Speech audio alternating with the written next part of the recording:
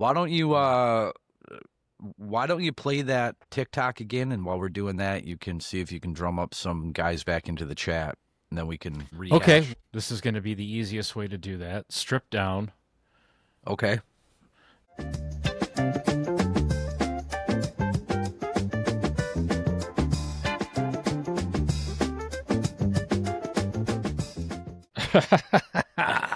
All right. Well, welcome back to the fan forum. We thought we went live. Hell yeah. See, that's how I get confirmation. The doctor's in, guys. We got a chat. The doctor's in. So we were live. Hitch and I were doing some ranting and raving for about 10 or 15 minutes. We'll call it practice. Pure gold. Oh, it was gold. It was gold. So, yeah, we want to say, first of all, we're welcoming the Hitch Father, the Pod Father, the Almighty. Welcome back to the show. He's been gone, multiple countries, different passports. We won't get into the fine details or his aliases, but he's back with us. And, we wanted to jump right into Jared Goff.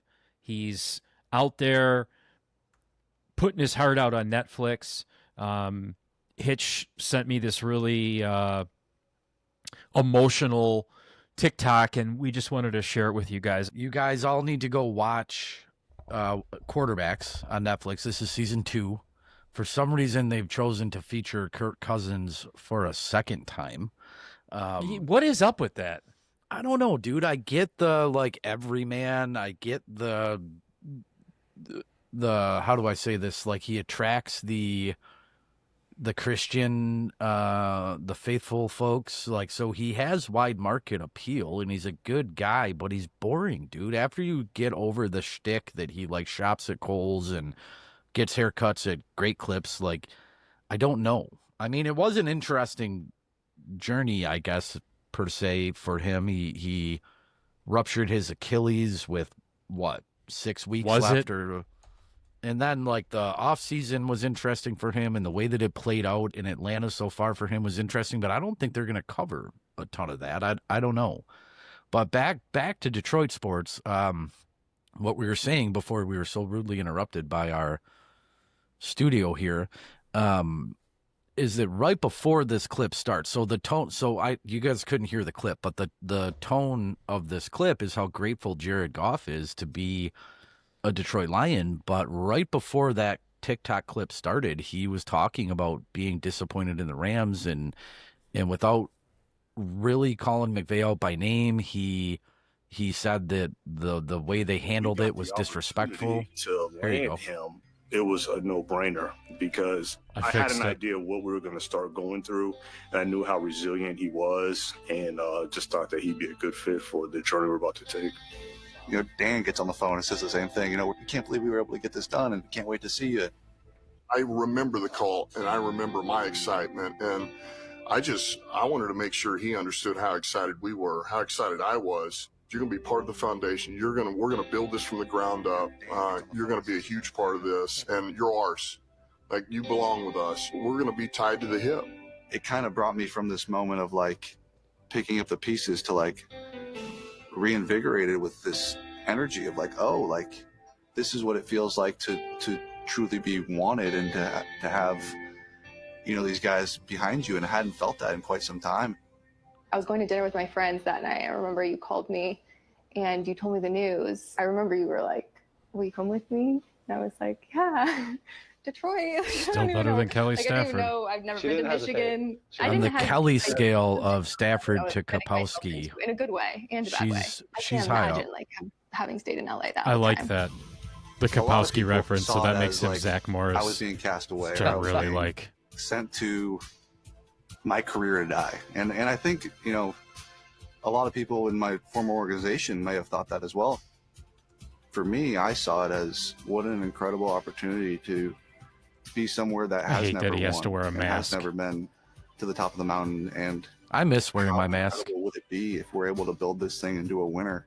That's my want guy. To be a superhero. That's my quarterback. Every head coach has got a quarterback. If you want to have success, you better have a quarterback, and I got one. Jared Goff. To be able to be with a head coach who's a first-time head coach and a GM who's a first-time GM, and be able to be the first decision they made when they got here, and prove them right. And how great of an opportunity is that?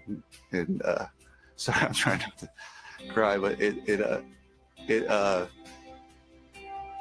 it's been so incredible to build with them. But that moment of hearing them on the phone, knowing that the opportunity that I had here was special. Man, that's heavy, dude. I want to just I want to watch it right now. Yeah, you got to watch it. You got to see because they just, like I said, they clipped it. They clipped it for TikTok right in the middle of it. And it's the first time that I can recall him just flat out, like on national television, streaming service, whatever, just being like, they screwed me. They fucked me and I didn't appreciate it. And, and then he talks about being revitalized by Dan Campbell and by Brad Holmes. And it was cool. It was really cool. He's watching that and hearing him talk so transparent and honest. It's so refreshing, but it's also a continuation of the attitude of this organization, right? These guys don't they don't sugarcoat shit, man. Like, I watched a clip of Dan Campbell, and maybe this was part of Netflix, and he's got the guys in the tape room, and he just says, this offense, this is all on fucking you, man. Like, and he is just, we need to get out there, know the fucking playbook, and and I'm just like, dude, I don't know what you need me to do for you, but I'm going to do it, right? Yeah, Hell yeah. Like, it's that intense. So I'm just really excited to see what's going to come out of this season, because I'm scouring the internet looking for all this negative Lions talk, and it's just kind of like very fun. It's like we've been elevated to that next level of respect, right? And I'm really excited now to just watch. I don't want to say with the expectations changing, but let's be honest, Hitch, we have to raise the bar. We can't be like little happy schoolgirls like we were last season. You absolutely have to raise the bar, but the real question is what is the actual bar, and what is the metric by which you measure? Because you can't expect them to go 15-2 again. Correct. I don't think anyone. I expect them to make the playoffs. That's going to be. I would have expected that last year, right? That was the bar was set the year before for them to make the playoffs. Now I expect them to win 2 fucking playoff games. Yeah, of course you don't want that first round bounce again. And we've talked about this before. It's nothing new, but the whole idea of this window, you have your nucleus together. I mean, obviously, besides for the retirement of Ragnar at 29 years old, is a setback. But the window is open as long as you keep the nucleus together, right? Yeah, that's true. I mean, and there's no site where I see this nucleus falling apart. Like, this isn't just we're on the verge of the final days of what was beautiful, right? This isn't the final years of Sue, Stafford, busted up Golden Tate. Like, this is a start of something next level. Yeah, you still have Penny Sewell, you still have Hutchinson, you still have St. Brown, you have Goff, who is now all of a sudden affordable in the grand scheme of things. You have J-Mo till 2026. Laporta, your defense is looking okay. Once everybody is back from last season's injuries and at full form, and God, you know what, man? We don't talk about this enough, but if Davenport gives you half a season, if Davenport can go and give you 8, 9, 10 games, he's the bookend that you need for Hutchinson. You drafted a D tackle. You signed a nose tackle. The defense looks okay, man. The linebackers get better and better and better every year. Rodriguez is going to be back and hopefully healthy. Barnes is healthy. I mean, I don't want to say sky is the limit because anything can happen at any given second, but I hate when people talk about the window being open now. The nucleus is there. The cap space is there. Well, let me ask you a question. Yeah. Is Alex Anzalone part of this nucleus? Yes. And if so, how important is he because he's not re-signed? I don't think that he is the linchpin, as far as couldn't survive without him, but he's the locker room presence you want. He's the veteran leadership that you need. He makes plays sideline to sideline. He comes up and plays the run. He's kind of the full package. With that being said, you have Jack Campbell, who just continues to get better and better and better, and I think his ceiling is still a lot higher than what we're seeing now. But I have faith if that's a fact that he's not re-signed. He's still on. Is he under contract for this year? No. His current they, contract is a huge situation right now. He's holding I thought out. they got it done. When did they get it done? Maybe I'm wrong. I mean, maybe I'm wrong. I've been too busy to get on here. I've been too busy to think straight. But Alex Anzalone is not going to go play somewhere else. He's not going to sit out and miss games. And if you got to give him another couple $1 million for a year, give it, or laden it with incentives and just do it, right? But he is, in my opinion, an important part of that nucleus, not just for what he brings on the field, but what we don't see off of the field, in the clubhouse and during the offseason and during the voluntary workouts. He's a guy that I think you have to have around. Hey, listen, I agree. And, we said that about Za'Darius Smith. We said that about a lot of guys. But when are they going to get signed, and what are they going to pay him? And I think that's the biggest thing. And I really feel like with some of these guys, Brad just goes, we're just going to let the market kind of hit rock bottom and call you when the timing is right. Because what's the difference between now and a month of picking up Za'Darius Smith or extending Alex Anzalone? I don't know. I mean, tell me. Za'Darius Smith still being out there is very interesting to me. We have the cap space. He wants to play here. He still resides here. He has relationships here. Maybe they're waiting till week 3 to see what Davenport looks like. I don't know. You're rolling the dice to see if he'll still be there. If Anzalone is still in question, you got to get that done. And then if Za'Darius is here and still wants to come here, get that done too. Give him a 1 year laden with incentives. Give him $10 million. Who gives a fuck? Okay, the Deuce says, we'll call it out to the chat real quick, but he's telling us this coming season is last of Alex Anzalone's. So he's holding out in camp with the intention of trying to get the extension. Deal. Okay, so he's going to play. Fair. I thought so. Thank you. Yep. Thank you. We have someone else in the chat. It looks like their name is just the. That's the do. Is that the do? So he said, "Who is the nucleus?" Did I already answer that question? Yeah. You kind of did, really. As he asked, he kind of inspired me to ask that question. Sure. So I think you answered who the nucleus is, and obviously you identified Anzalone as a key piece, which I agree. Right, he's somebody we brought in here to start the band. Right, we're not putting the band back together, but to really start this band. He's like a founding member. He is a founding member. He really is. If he's the Phil Lesh, who is the Jerry Garcia? Is it Goff? Ooh, that's a good question. That really is a good question. Or let's see if he's like Bobby, and then I guess Jerry would have to be Goff, right? Would you, a core founding member of this team is a big piece is Hutch too, for sure. Hutch is bigger and jollier, but he was a draft pick as well. I'm talking about like when the rebuild started. Okay, yeah, that's fair. I guess I'm just looking for big guys because Jerry was fat. True. No, I think you're onto something. Yeah, and that's a great analogy because we mentioned we need to get my albums back up here, and this would be a great time to transition into that because really, if we're piecing together the great rock band, right? A core member would be Alex Anzalone, Jared Goff.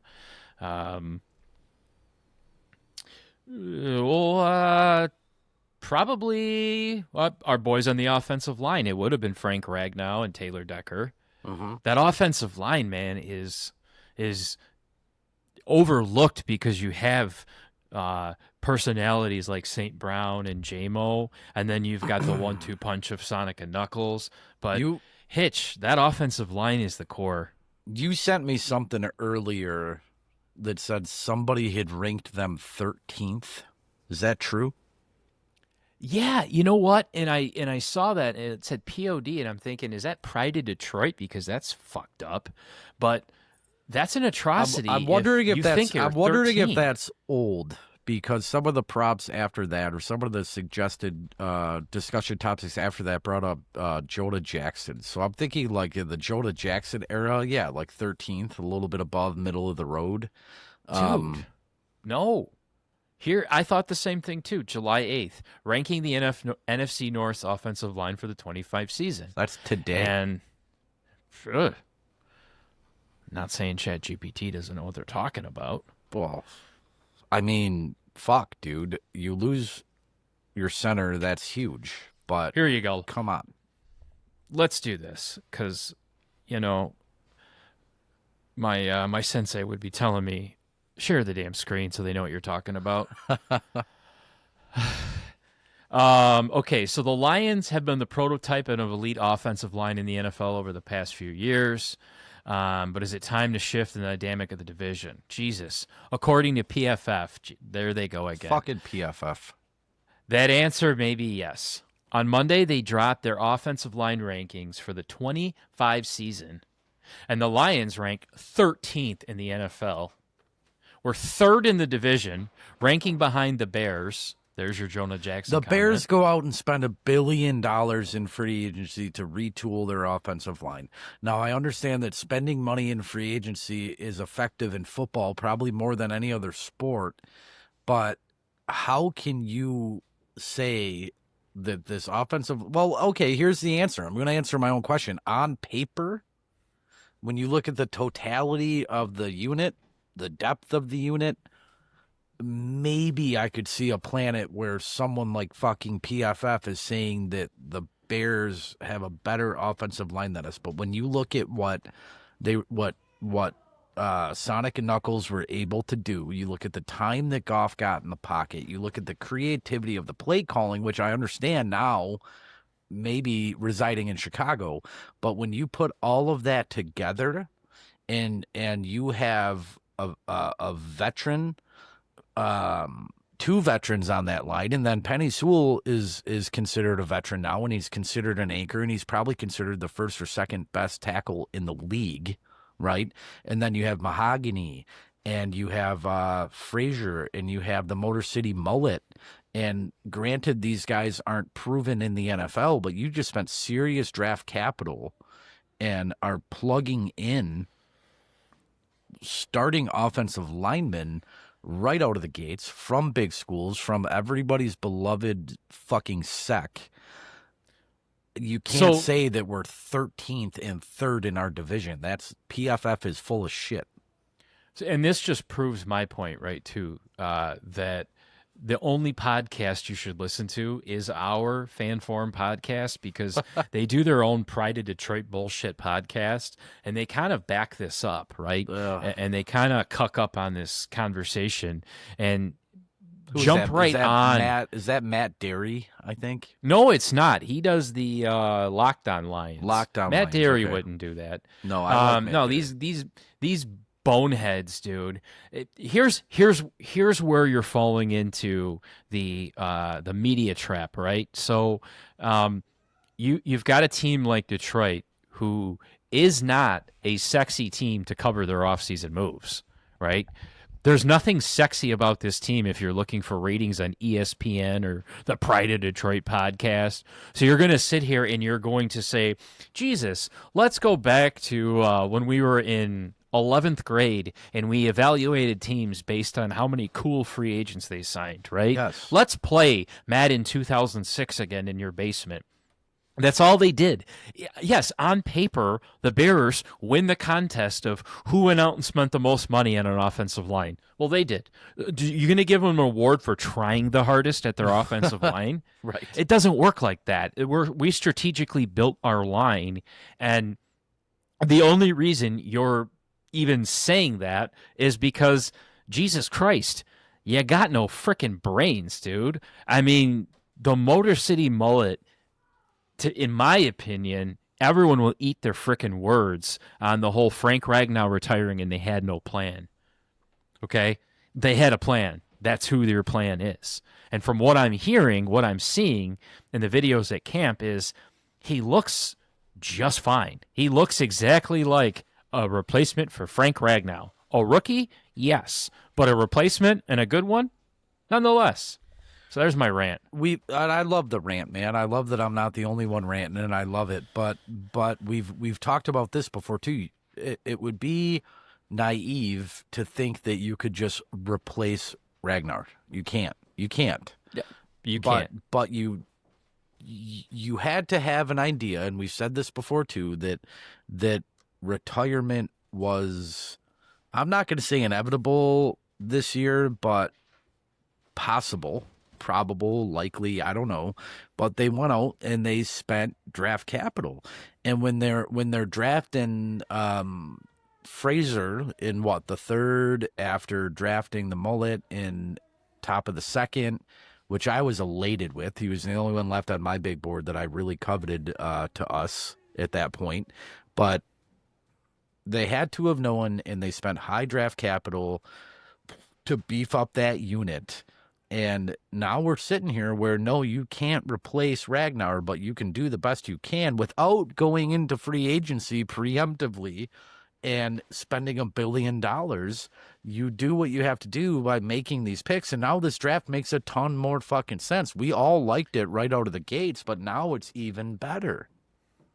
We call you the Podfather. We call you the wise one, and there's a reason for that. And that's what you're just saying is, listen, if you know Brad Holmes like you and I know him really well, right? Personally, if he spends draft capital on you, you're part of the plan. He doesn't go out like a Matt Millen or a Bob Quinn and just draft locker room warriors that we know are going to get cut. There's a plan for everybody, and we've done it. We've gone through the list of all the guys they've drafted.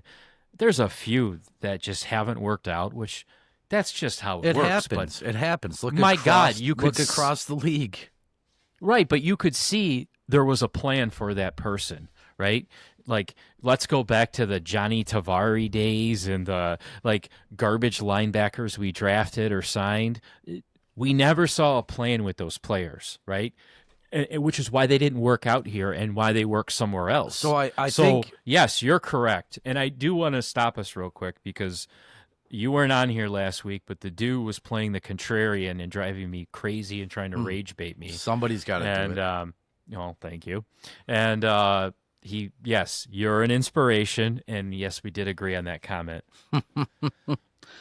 I lost my train of thought, but it's about the draft. So I think that, like, when I got the tweet or whatever, the X or whatever the fuck you call it, that Frankie hung him up, immediately I was like, oh, okay, this all makes more sense. Yeah.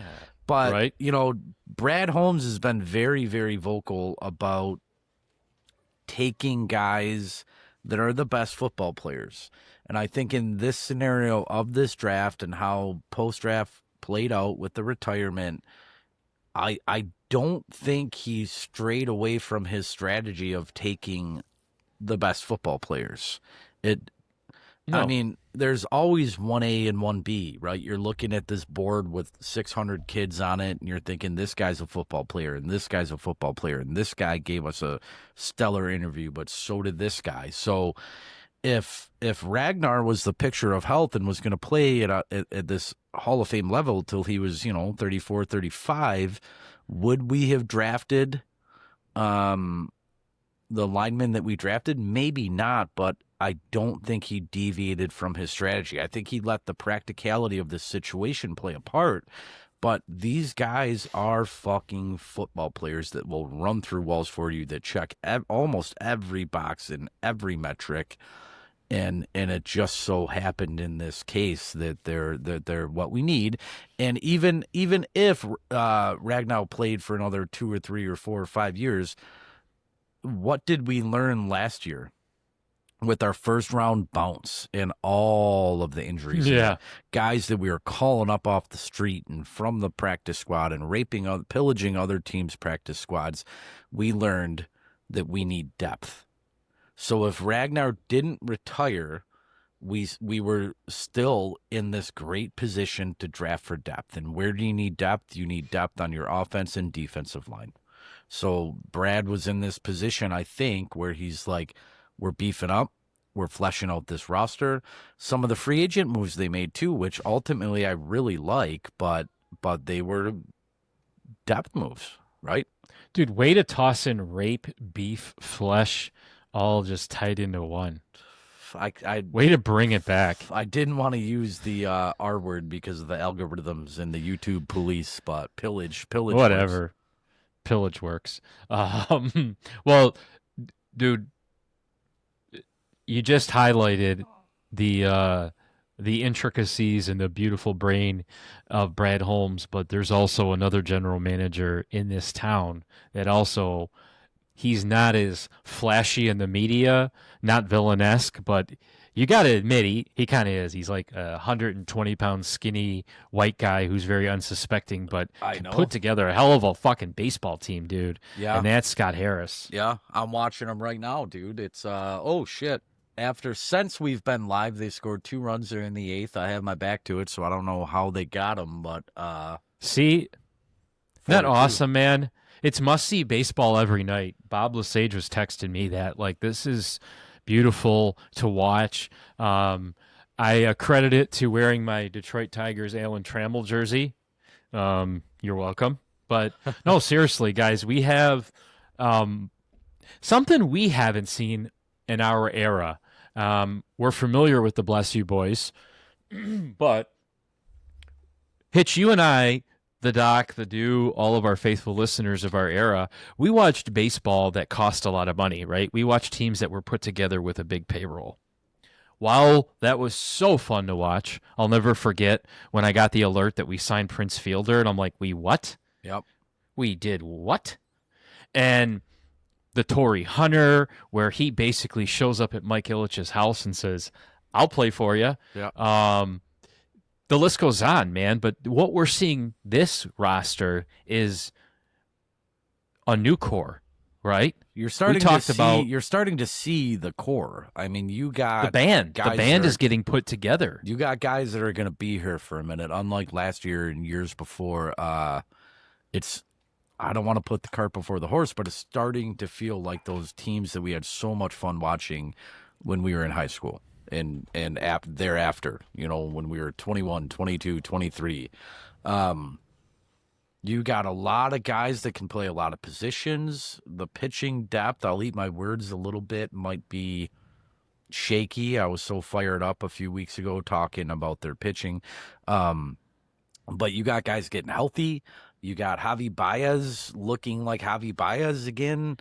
It's just been fun, man. And Torkelson went yard tonight, and I think they hit 2 last night, and it's just fun.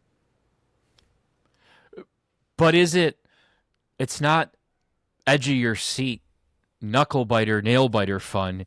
It is well-prepared baseball fun, where you have this sense of confidence like we did when we had those rotations of your Verlanders and your Scherzers, where the pitching staff, although be it young, you've got great confidence in.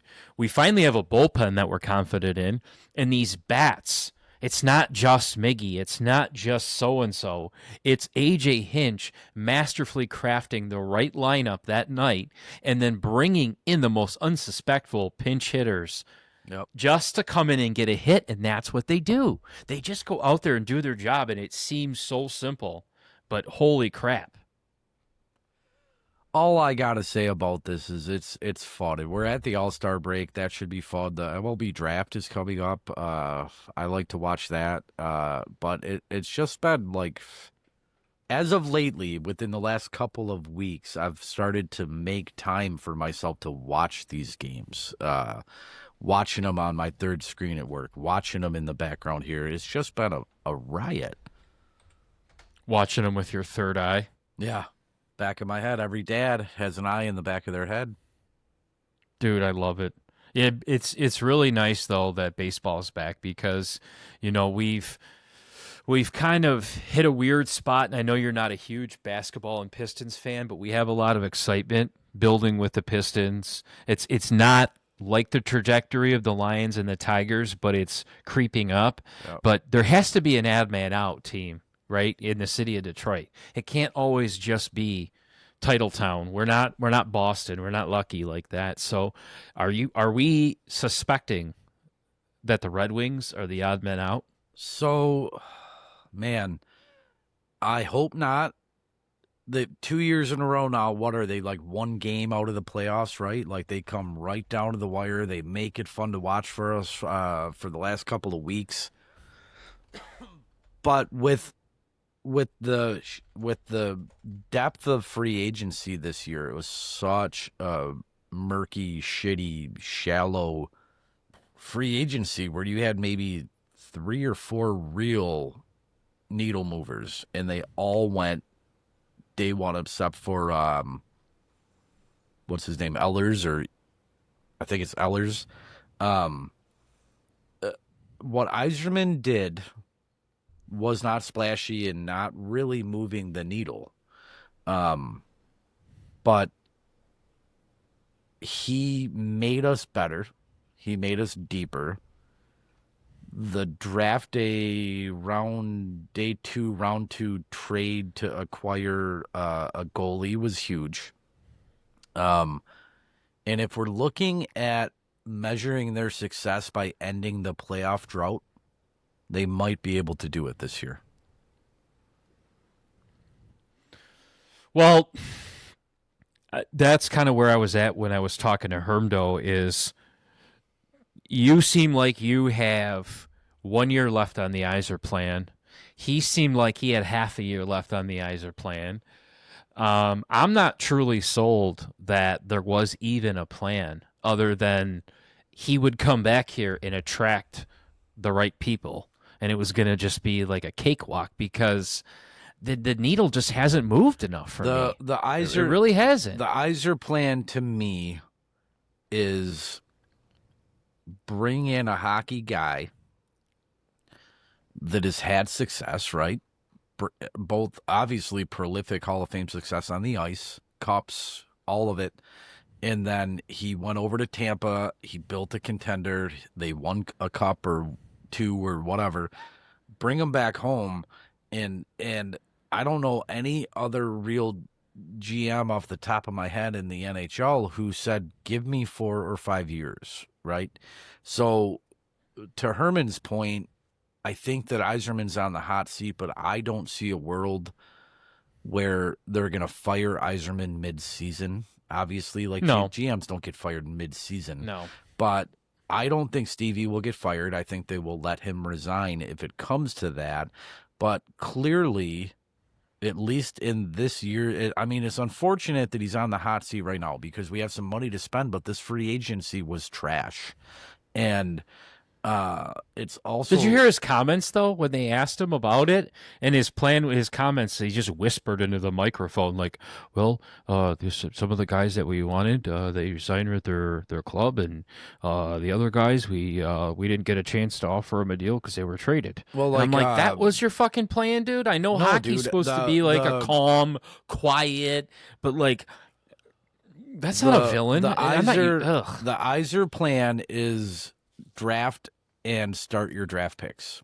And it's not the NFL or the NBA where these guys start day one. They have to take time. And what Yzerman has done in Tampa and now in Detroit is he's proven that he can draft, and that he'll give these guys the time that they need. He's not going to rush them up. And what has he drafted in his few drafts? He's drafted 2 goalies. What do we need? We need a goalie. And I don't think Yzerman is willing to rush somebody up just because we need a goalie. I think he wants to let these cats develop. He's big on the back checking and being strong on defense and offensive defensemen, and those guys are panning out, right?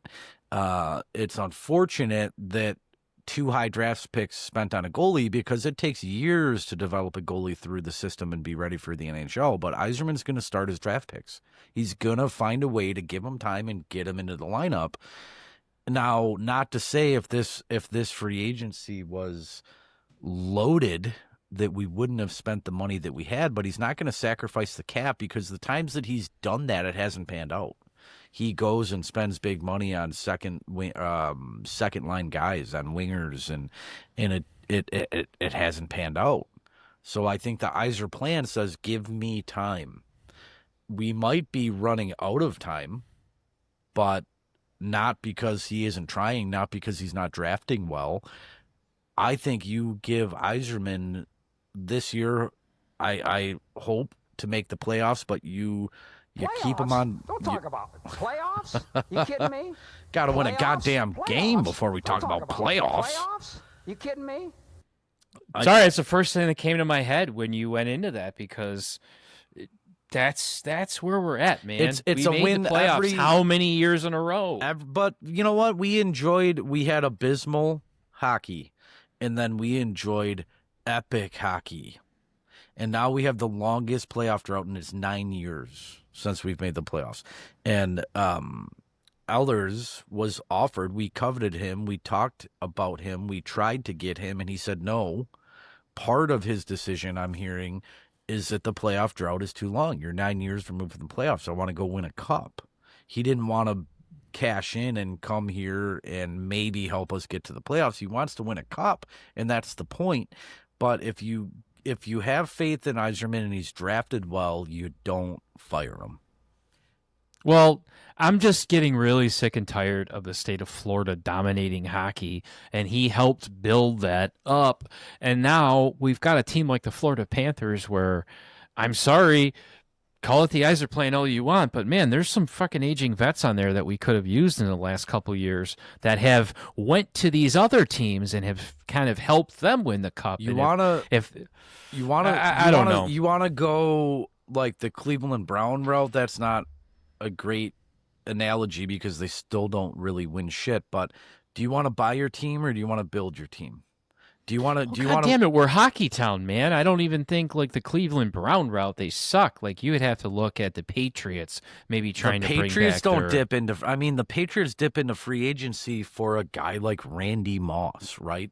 Well, what I'm saying is when your organization is predicated on winning, right? And I'm not saying they're going to do it the Patriot way, the Belichick way, because they're not, right? Vrabel's there now, but they're a winning organization. But before we were Hockey Town, Title Town, Russian Five, Scotty Bowman, we were the Dead cup Wings. after cup after cup. We were the Dead Wings. That was like joke. 84. Dude, that was up until like what? 90. You were at what? 94? No, it was like 84 with the Dead Wing era. I mean, shit, you were still doing your paper route. Hey, let's kick it out to the chat. Yeah. Because, can you see the screen now? I just realized we can throw these comments up on the chat.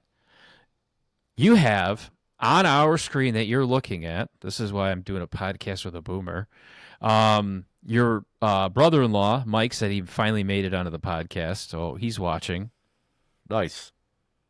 The Deuce says, hey, they finally have a goaltender if he can stay healthy. So that was, I'd say, part of your point.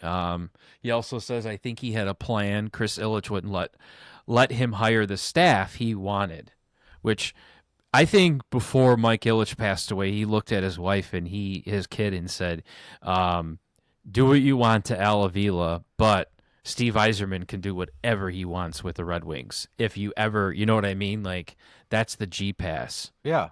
He has, I believe that Yzerman is building a team that will win with sustainability.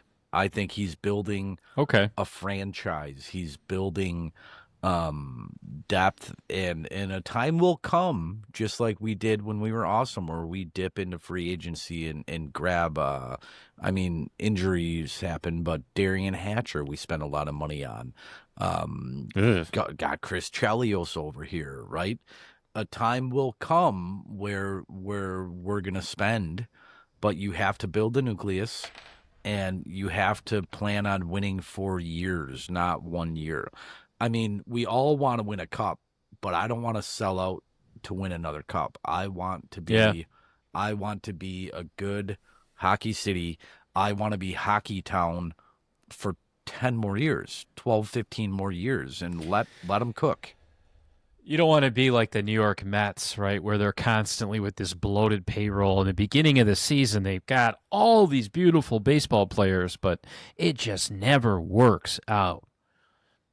No, it's and we tried buying a team, and that was fun to watch. And you're right, it was. But dude, I'll take your advice. You, like I said, you're the podfather, you're the all wise one, but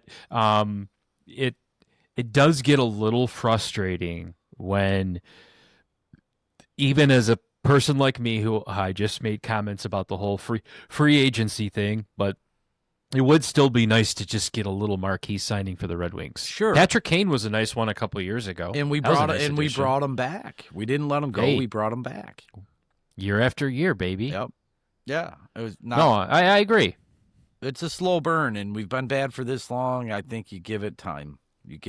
Well, the Deuce says they still need some D-line help too. Yeah, and it wasn't really there in at least day 2 of free agency. They like Stevie whispered into the mic, and he said a lot of these guys went back to their teams, and a lot of these guys don't want to travel, so everybody tries to go to the East.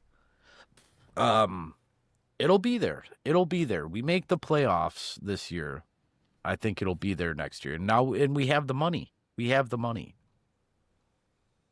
Well, that's true. It is about having the money. And you look around, you Google this shit, and you look at rankings and grades, free agency ranking and post-draft rankings. We drafted well again. Time will tell, but we made logical picks. And then everywhere I look, we're getting B minuses, B pluses. A lot of teams are getting C's. Nobody's getting A's. It just was a weak class, and it's a shame that he might be on this hot seat off the heels of this shit free agency. Oh, well, the doc, man, he says, is this false hope just because it's Stevie Y? Nope. You know what he's doing? No, this is what he's doing. He's trying to get me amped up. Yeah, he's baiting us. He's just trying to get me amped up. He's baiting us. So I'm not going to fall into that bait because I'm going to trust in the Podfather and just, I guess he's saying trust the process, which I'm going to trust the process.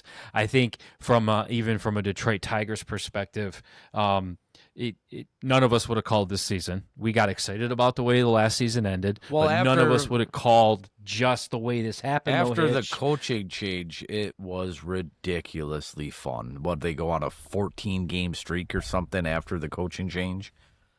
Oh, are you talking about the Red Wings of Lalonde being fired? Yes. Yeah. Yep. Yeah. Oh, that was fun. You're right. That was a fun time to watch hockey. And they I guess the reason why I'm pushing this is because they did end the season with a little bit pizzazz, but I'm telling you, we can't have all 4 teams be just that good. So one of the teams has to be sacrificed. Is it the Lions? Or I'm sorry, it's not the Lions. It's not the Lions. Is it the Red Wings or is it the Pistons? Pistons, like you said, are on the upswing. I don't know a ton about basketball, but they made some splashy signings for outside of the arc. A couple of kids from Michigan, right? Yeah. I mean, they're fun to watch. I'll watch them when they're winning games and they're super fun, and I'll watch playoff basketball if they're in. I think the Pistons are going in the right direction. I think the Tigers are fucking sweet. The Lions obviously are in the hunt, and not just to be a contrarian, but give it time, and these Red Wings are going to be fun to watch. Well, Michelle says amen to that. So you have some supporters, sir. Cheers. I'm not the only one out there that says you know what you're talking about. Apparently, we have a few people in the chat that support us. Well, I know Michelle's hockey acumen and IQ is through the roof, so she's my hub. She's my source for hockey info. You know, and I'm glad our Uncle Hermdo is on. He just joined, and he said he heard rumors of Erik Karlsson getting traded to Detroit, which I sent you that in that little one-pager, and I kind of looked into it, and I couldn't find too much. I know you're anxiously typing away right now, but I'm actually curious to see that what I was just talking about, right? Is that putting us in the out there in the NHL Illuminati and saying we're here to play, right? We're making some moves. We're not just going to sit here and trust the process like Uncle Hitch told us to do. I think when I look up Eric Carlson, I mean, I think the doc said it in the chat. We need the D-line help. We do, right? Yeah. But if you're trading for a 35-year-old two-way defenseman with a sweet mullet and a nice beard, that tells me you think you're winning now. I don't think a guy like that during season is going to be the linchpin unless you're hot and you're winning games that you shouldn't have won and goalies are healthy and everything's clicking. Then yeah, a guy like that could get you over the hump. But part of the knock on Stevie is with the three free agents that he did bring in is that they're old, right? Yeah. Yep. They So- still have skip protection on their CD players. Yeah, I wouldn't be mad if that happened, depending on what we had to give up, what future draft picks or Winnipeg, whatever league, beer leaguers, whatever. But at this point, I'm not going to be super pissed about anything that happens. It's all for the greater good. But I mean, you want a 35-year-old two-way defenseman, you probably could still get one in free agency. Well, the Deuce says Google says there's serious talks between the Wings and Penguins. So for Carlson, Let it happen. It can't hurt. He's good. It's depth. It's great. Is he our first liner? Is he our second liner? I don't know. I'll let PlayStation tell me when I buy the game, but can't hurt. He also said Doc didn't do it, the dude did, and I'm sure that's just a plug for their. But seriously though, I think this is going to be interesting because you're over here selling me the long, easy plan. I'm saying give me something spicy. I think this is right in the middle. Okay. And I don't know. Maybe this pushes my Pistons over to the team that can't win. You mentioned Levert that they signed. Hermdo says people complain the Pistons paid too much for Levert. But he's right. We're a bottom dweller for the last 15 years. Well, you're our Pistons authority, so keep talking to Hermdo about Pistons while I go dark for a second here. I'm not even going to mute you. I'm going to let you figure this out yourself. I'm not muting myself either. I'll tell you what, if you guys see some things you're not supposed to see, then that's on you. He doesn't know I can just turn the camera off. All right, so the point I was trying to make is we really, I think, got to that level where we were close to not having to pay guys like Levert 15 years. Or, I'm sorry, Levert, the money we paid him. But then we offer a guy like Malik Beasley a contract. And they say, nope, he's being federally indicted or he's being looked at for this indictment for this points scheming thing with this mobster in Pittsburgh, apparently. And it gets me thinking, like, oh, crap. Back to what Hermdo said, we're going to be looked at as a bottom-dwelling organization. We let a guy like Beasley come in where other teams are like, yeah, it's kind of why we let him go. And these are the contracts we're going to have to pass out, right? I'm not overly concerned, too, because the funny money in the NBA, I think they're going down a dark path of ruining free agency. So we can get in that in another episode, but let's check on Uncle Hitch and see where he's at. Let me see.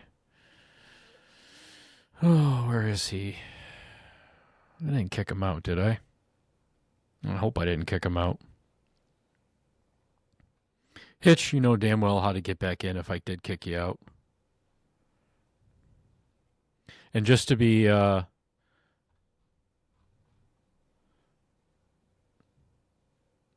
right, Hermdo says he's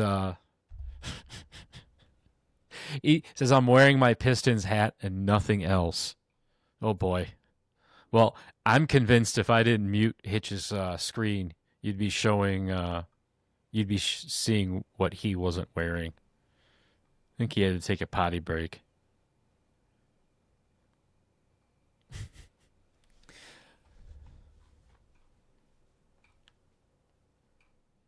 Well, you're gonna have to keep us posted on some of this wings conversation because I really hope Stevie does more of my plan and makes a little bit more of an aggressive grab out in free agency. I think Hitch is always going to take the low and slow approach. Speaking of low and slow, his prostate must be filled. Where is this old man at? You know, I'm convinced he got lost in his own garage.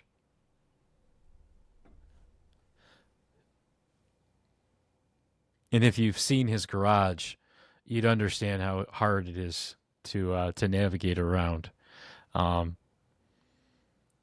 It's 4 stories with a nuclear fallout bunker. It's quite interesting, actually. Well, while Hitch is on his way, while he's wiping back to front, hopefully, I want to thank everybody who's hopped on. I know the first 10 minutes of this didn't start out so hot. We logged on and we went live, and for some reason, within the first, 5 minutes, it kicked us out. So we got back in. We're trying the later start time, which I don't know if this works for everybody, but Hitch and I were talking closer to football season. We're going to start doing the lives like Sunday or Monday. So we're looking for feedback. Let us know when you guys would enjoy watching this. We can record this crap anytime and put it out there, but I think we all agree we enjoy these lives, especially when we're in season and there's stuff going on. So feel free to put it in the comments, whether you're watching this live right now or you're watching this on playback, but when you'd like to see these episodes, when you like watching them, what platform you like watching them on. I know some of our friends are Spotify dudes. All right, we got Hermdo back on. He said Yzerman is a hard GM to work with. According to agents, they missed out on a lot of guys who weren't even top-tier players. So that's a good point to bring up because Brad Holmes seems to be an angel to deal with. Agents, I've never heard anybody complain about the Lions organization. I know nothing about the Pistons front office and how they are to deal with. And Scott Harris seems to kind of be like a Brad Holmes guy.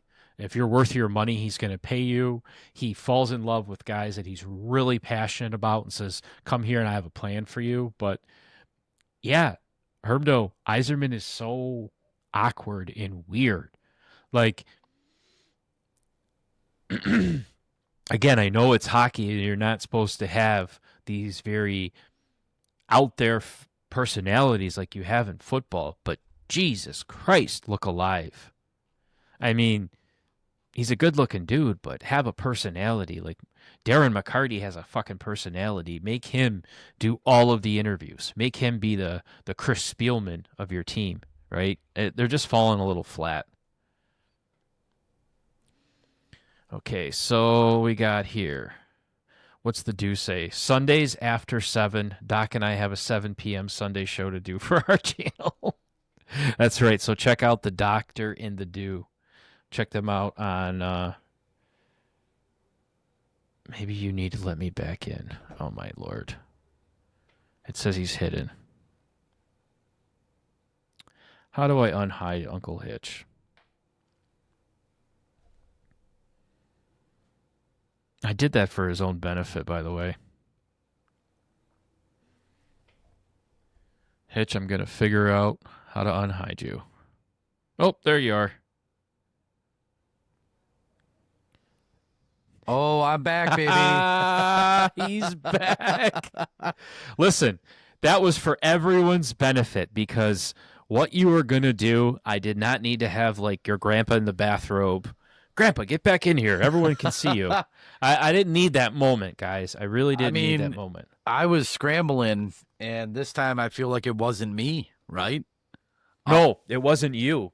All right. So take back all take back all those dirty words. No, it can't be done. Well, did you hear anything of my useless rambling? Oh, I did. I could hear the whole damn thing. I took like a 14-second pee and couldn't get back on. Perfect. Well, excuse me. So I was thanking everybody, and I think as you light your last cigarette for the evening, because I do have to depart us shortly, we hit some good points. We've got the Netflix thing, which I'm going to probably watch right after this. I'm super excited for that.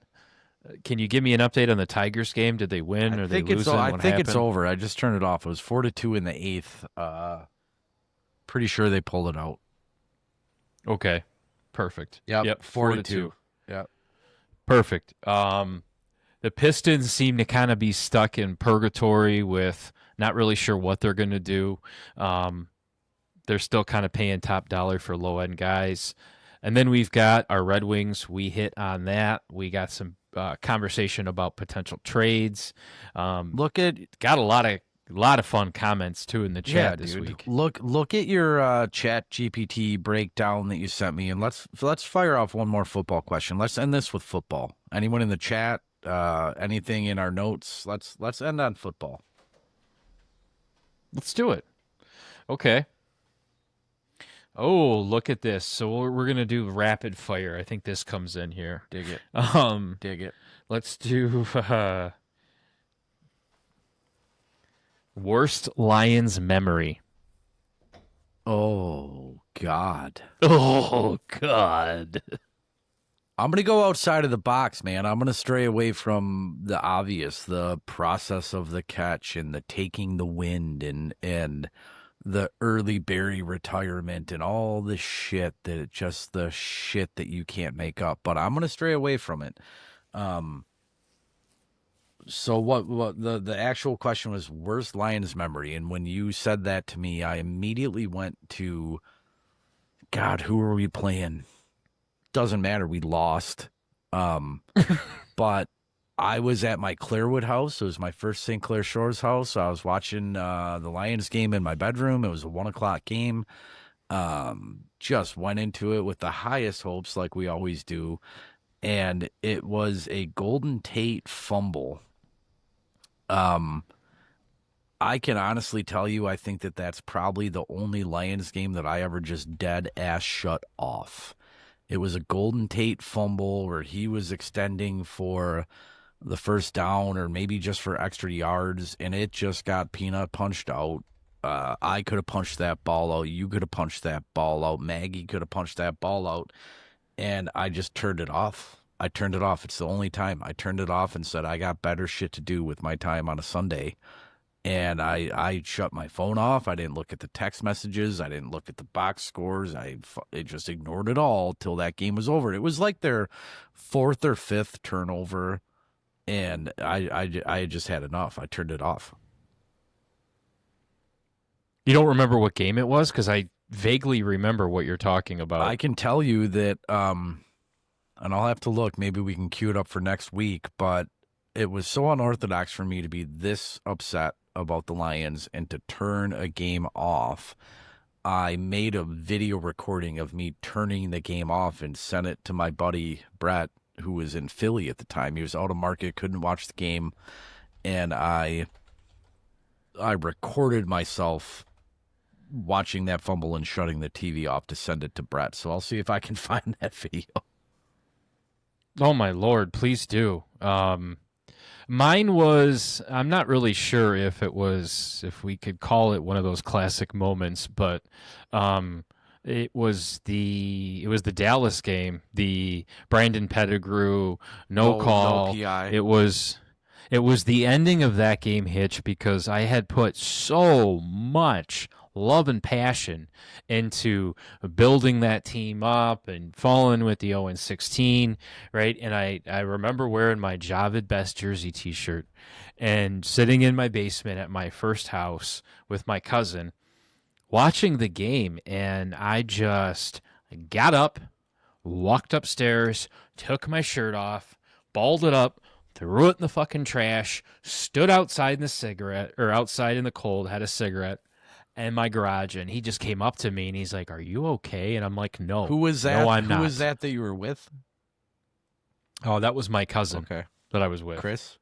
And yeah.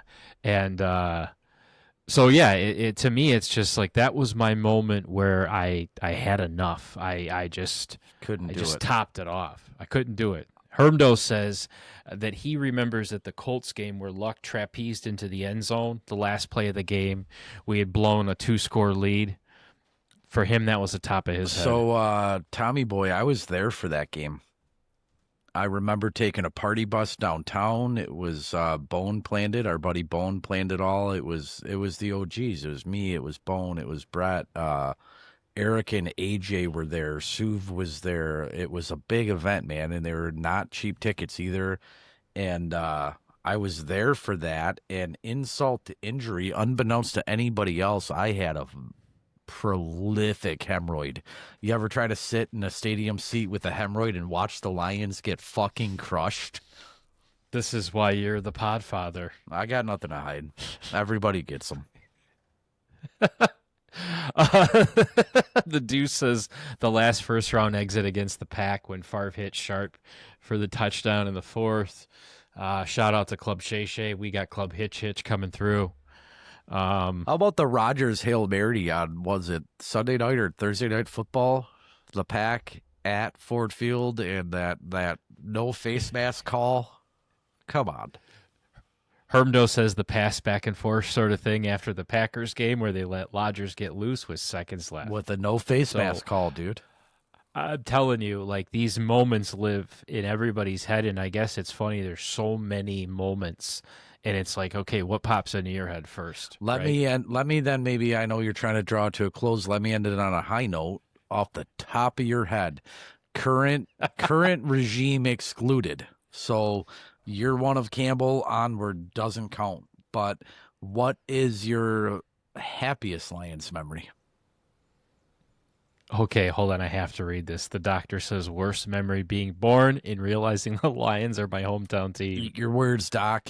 Eat your fucking He's words. a Bucks fan, you know it. Motherfucker. I still want to know how that guy became a fucking Bucks fan. We all like work done. We all like Warren Sapp. But come on. He lives in fucking Michigan, right? He's probably 10 miles from me right now. Like, grow up. I cannot tell you the story. I have to let him tell it to you. I love how agitated you get, though. Grow up. But what was my happiest moment as a Lions fan outside of that era? Do you really want to know? Yeah, dude. Was it when you dressed as Barry Sanders for Halloween? No, but that would be a great picture that I can throw into the edit.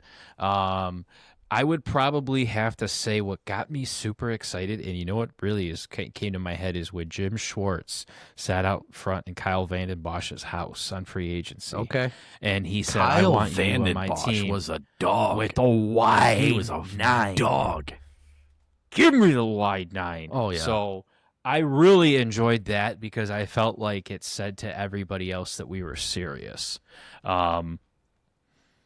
It's really important that I say this because Hermdo would like some more hemorrhoid chat. So I just want to throw that back at you. I see Hitch. Hermdo. You're not wrong.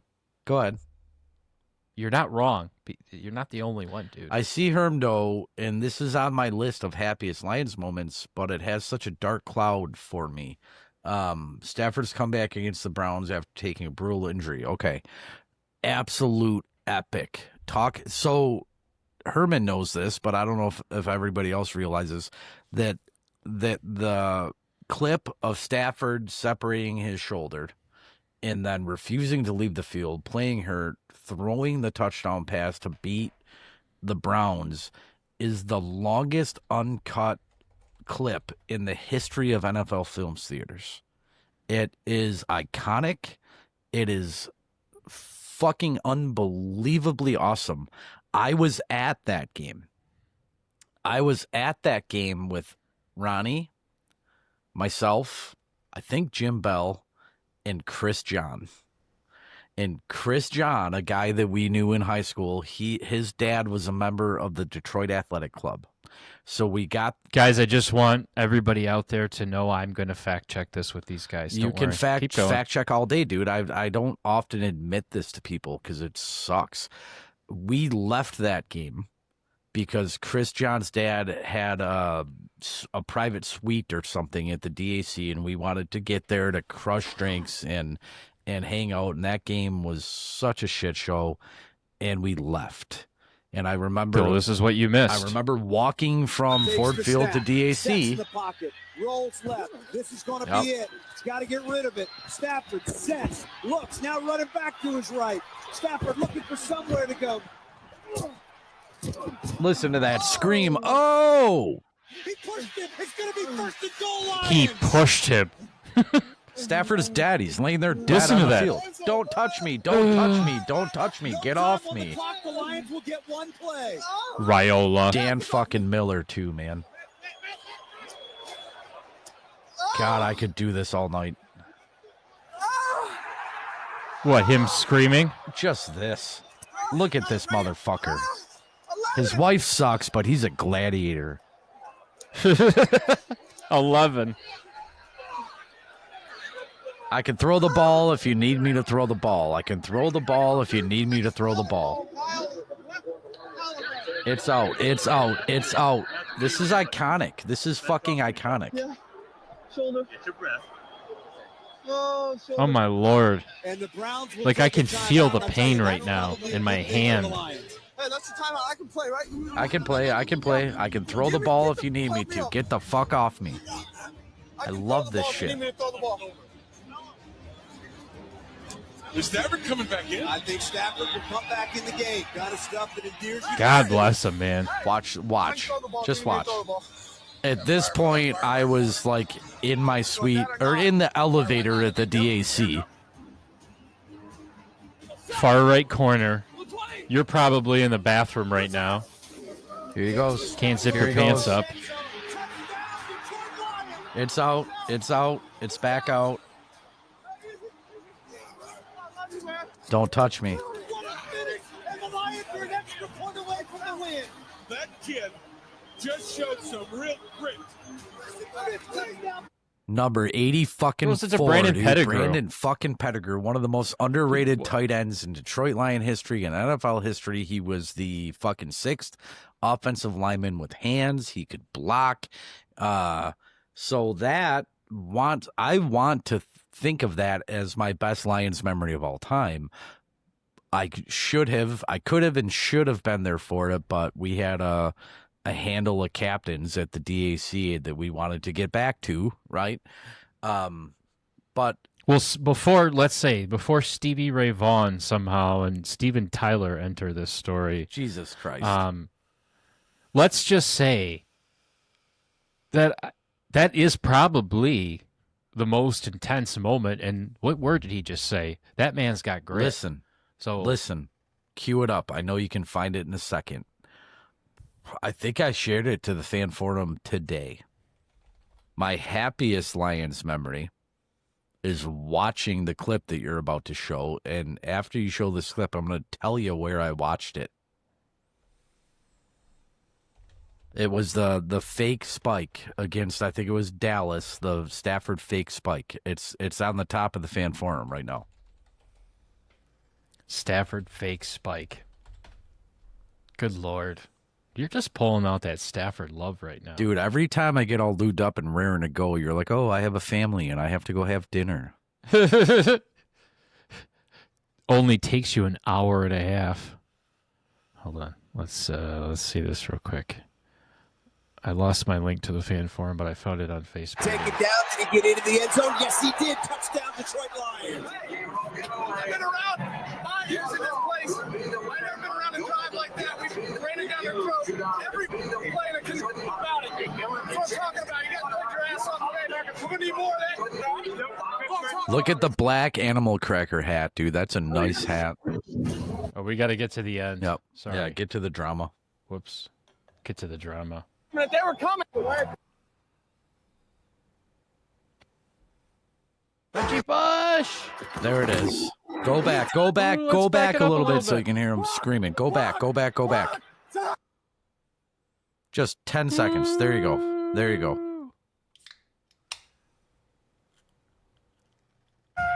Yeah. Listen to that screaming. Clock, son. He dives in for the touchdown. Did he get it? Yes, sir, he did. Touchdown, Detroit Lions. So I've listened to this and I've watched this more than the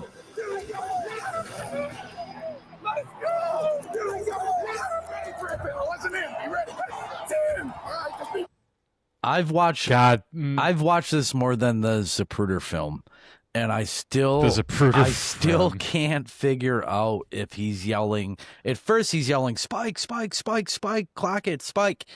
But right when he gets to the line of scrimmage, right when everyone gets set, I feel like he might start yelling block, block, block, block, block.